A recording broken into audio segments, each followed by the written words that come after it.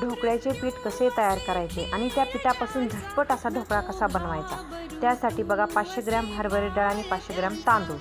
हरभरा डाळऐवजी तुम्ही मूग डाळ ही घेऊ शकता।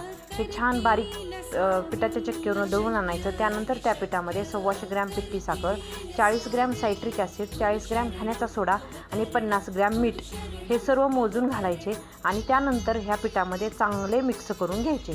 चमच्यानं मिक्स होत नाही, त्यामुळे चाळणीने हे पीठ 2 ते 3 वेळा चाळून घ्यायचे। म्हणजे हे सर्व साहित्य आपण घातलेलं आहे ते छान असं मिक्स तयार होते।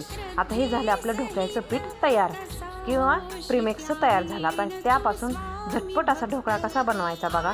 1 वाटी पाणी घ्यायचं, त्यामध्ये 1 चमचा हळद आणि 1 चमचा तेल घालायचं।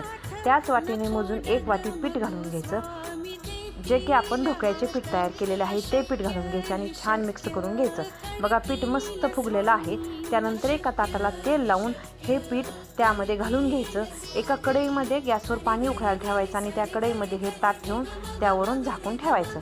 एक 15 मिनिटात मस्त असा आपला ढोकळा तयार होतो। त्यानंतर त्याचे काप करून त्यामध्ये मस्त वरण असा तडका द्यायचा। तेल, मोहरी, कढीपत्ता आणि हिरवी मिरची घालून त्यावरून हे सर्व घालून घ्यायचं आणि थोडीशी कोथिंबीर घालायची। एकदम टम्म असा फुगला जातो बघा आणि झटपट असा हा ढोकळा तयार होतो। असे छान छान व्हिडिओ पाहण्यासाठी माझ्या यूट्यूब चॅनलला लाईक, शेअर आणि सबस्क्राईब करायला विसरू नका।